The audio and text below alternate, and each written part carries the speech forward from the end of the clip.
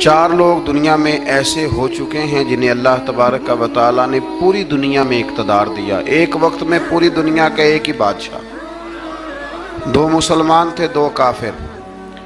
مسلمانوں میں حضرت سلیمان علیہ السلام اور جناب ذوالقرنین علیہ السلام، اور کافروں میں بخت نصر اور نمرود۔ یہ دو لوگ ہیں جنہیں اللہ نے پوری دنیا میں اقتدار دیا، اور پھر اس کے بعد آنے والے وقت میں اللہ تعالیٰ امام مہدی کو سارا اقتدار عطا فرمائے گا پوری دنیا کا۔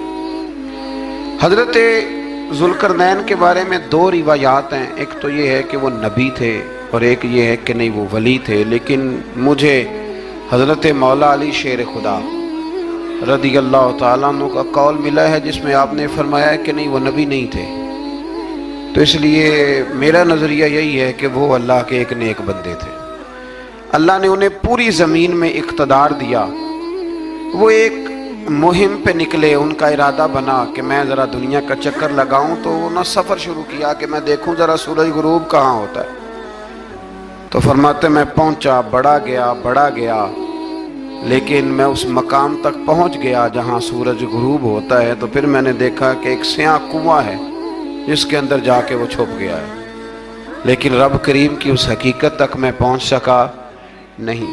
پھر آپ فرماتے ہیں کہ میں آگے نکلا تو مجھے ایک قوم کے بارے میں بتلایا گیا جو بڑی خونخوار قوم تھی، بڑی خونخوار، اس کو یاجوج اور ماجوج کہا جاتا ہے۔ یہ قوم اتنی خونخوار تھی کہ یہ درندوں کو بھی کھا جایا کرتی تھی، اتنے لمبے چوڑے ان کے قد تھے، اتنے زیادہ طاقتور تھے کہ سانپ اور بچھو بھی کھا جاتے تھے۔ یہ نکلا کرتے تھے سبزے کے دنوں میں تو ساری کھیتیاں اجاڑ جاتے تھے، ہر چیز تباہ کر جاتے تھے، حتیٰ کہ انسانوں تک کو کھا جاتے تھے۔ تو حضرت ذوالقرنین جب وہاں پہنچے، اللہ تبارک و تعالیٰ نے انہیں ان مظلوم لوگوں کا مددگار بنایا جن پر یاجوج اور ماجوج کی قوم ظلم کرتی تھی۔ انہوں نے آپ سے کہا کہ حضور مہربانی فرمائیں، اس قوم سے تو ہماری جان چھڑائیں۔ آپ نے فرمایا تم میری مدد کرو۔ نے کہا حضور کس طرح؟ فرمایا بس جسمانی طور پر میری مدد کرو۔ تو آپ نے پھر وہاں ایک دیوار بنائی، ایک دیوار لوہا کاٹ کر، سیسا پگھلا کر، پتھر ڈال کر ایک بڑی موٹی تازی دیوار بنائی، اور اتنی اونچی بنائی، اور پھر اس کے چاروں جانب آگ جلائی تاکہ وہ لوہا اس طرح پگھل جائے کہ وہ دیواروں کے ساتھ چپک جائے، تاکہ کوئی آدمی پیر رکھنا چاہے تو پیر رکھ کے اس پہ چڑھ نہ سکے۔ آپ نے وہ دیوار بنائی۔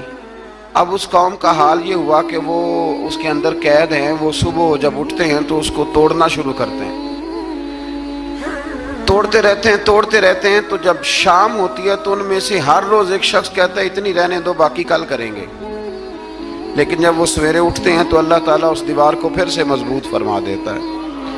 نبی کریم علیہ السلام نے فرمایا قرب قیامت میں ایک وقت آئے گا، قیامت کے قریب جا کے ایک ٹائم ایسا آئے گا کہ اس مخلوق میں سے ہی ایک شخص پکارے گا اور پکار کے کہے گا کہ اب سو جاؤ انشاءاللہ۔